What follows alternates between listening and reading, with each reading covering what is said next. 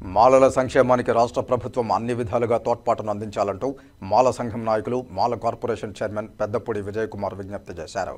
Corporation chairman Chittoor జిల్లా పర్యటనలో భాగంగా శుక్రవారం చిత్తూరు జిల్లా సమైక్య సమావేశ మందిరంలో మాల సంఘం నాయకులతో రాష్ట్ర Mala welfare cooperative finance chairman doctor Peddapudi Vijay Kumar సమావేశమయ్యారు.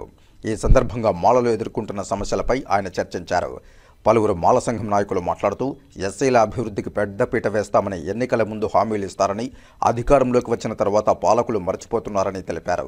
ప్రస్తుతం రాష్ట్ర ముఖ్యమంత్రి చంద్రబాబు నాయుడు పాలనలోనైనా మాలలకు న్యాయం చేయాలని కోరారు. బ్యాంకుల ద్వారా రుణాలు తీసుకోవాలంటే కష్టాలు తప్పడం లేదని వాపోయారు.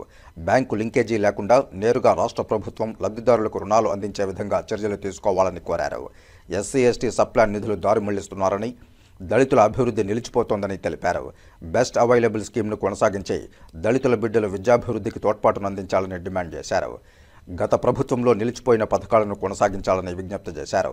ఈ సమావేశంలో ఎస్సీ కార్పొరేషన్ డైరెక్టర్లు బాబు, కుమారి, యుగంధర్, మాల సంఘం నాయకులు, అధికారులు పాల్గొన్నారు. చిత్తూరు జిల్లాలో ఈ కూటమి ప్రభుత్వం ఆధ్వర్యంలో చిత్తూరు జిల్లాలో ఉన్న మాల సామాజిక వర్గంలో ఉన్న యువత అందరికీ కూడా స్వయం ఉపాధి రుణాలు కల్పించే విధంగా మెరుగైన అవకాశాలు కల్పించి వారందరినీ కూడా ఆర్థికంగా ఒక మెట్టు పైకెక్కే విధంగా కూడా ప్రభుత్వం తరఫున, కార్పొరేషన్ తరఫున చర్యలు చేపడతామని చెప్పి కూడా మీడియా ముఖంగా తెలియజేస్తా ఉన్నాం.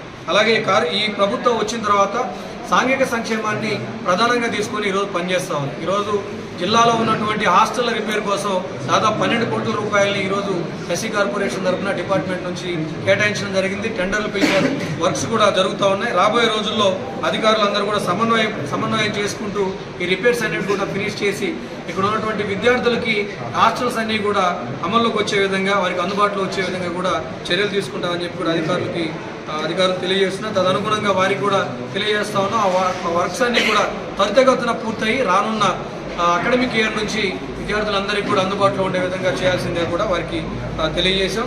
అలాగే పిఎంఏజీవై అంటే ప్రధానమంత్రి ఆదర్శ గ్రామ యోజన కింద కూడా 50% పైగా ఎస్సీ పాపులేషన్ ఉన్న విలేజెస్ని ఆదర్శ గ్రామాలుగా మార్చేటువంటి కేంద్ర ప్రభుత్వం పథకం ద్వారా నిధులు కూడా మన జిల్లాకి కేటాయించడం జరిగింది.